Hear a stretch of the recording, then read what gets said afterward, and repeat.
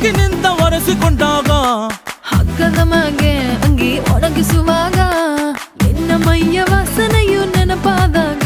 ಎರಡು ಕೈಯ ನೆತ್ತಿ ನೀನು ಚಡಿಸುತ್ತುವಾಗ ದಿಮ್ಮನಪ್ಪಿಕೊಂಡು ನಿದ್ದೆ ಮಾಡುವಾಗ ಸುಸ್ತಾಗೋಗಿ ನೀನು ಆಕಲಿಸುವಾಗ